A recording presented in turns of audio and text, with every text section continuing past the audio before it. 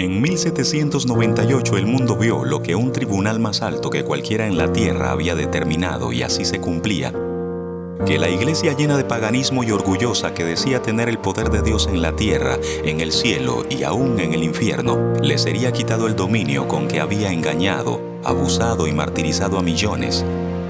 Hogueras, calabozos y las más crueles y repugnantes torturas estuvieron bien preparadas para destruir a todo aquel que se levantara en defensa de la verdad.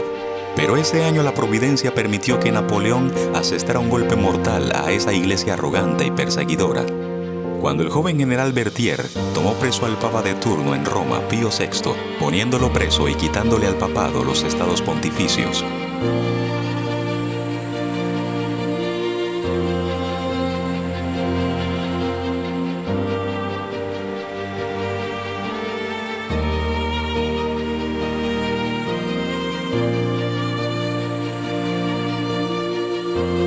También se le dio boca que hablaba grandes cosas y blasfemias, y se le dio autoridad para actuar 42 meses.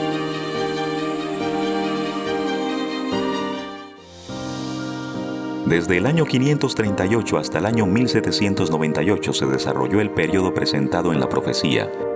Por 1260 años la Iglesia romana tuvo su imperioso poder anticristiano, ya que sus acciones no representaban en ningún modo el espíritu del humilde Maestro, Cristo. Pero mientras Roma caía en el viejo mundo, al otro lado del Atlántico se levantaba una nación que se erigía poco a poco como tierra de libertad. Con respecto a las persecuciones llevadas a cabo en Europa por la Iglesia perseguidora papal, y que hasta cierto punto fueron también puestas en práctica por la Iglesia anglicana, que no fue capaz de abstenerse de seguir en ese sentido el ejemplo del papado, pero la profecía había dicho también: pero la tierra ayudó a la mujer, pues la tierra abrió su boca y tragó el río que el dragón había echado de su boca.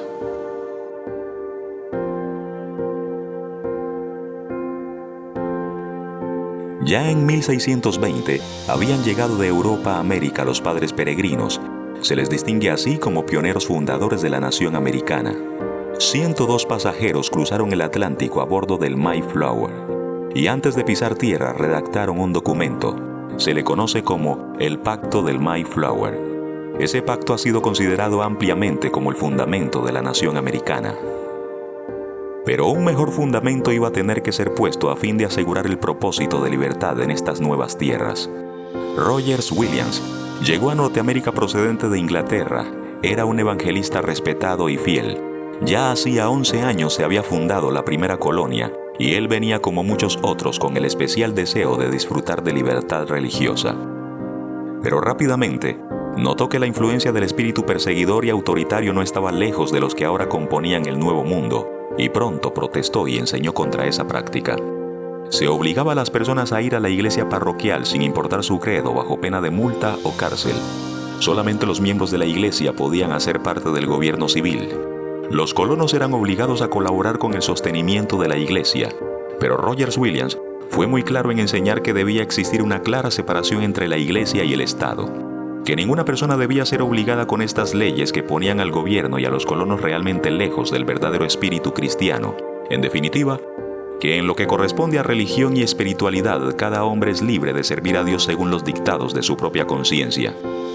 Pero en la propia tierra a la que vino buscando libertad, Williams se vio obligado a huir para salvarse de la cárcel y de la muerte.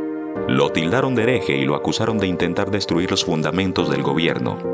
Gracias a la providencia divina sobrevivió Williams a la selva y al invierno. Se convirtió luego en el fundador de una nueva colonia, Rhode Island, la primera colonia de Norteamérica en dotar a sus habitantes de plenos derechos civiles y libertad religiosa.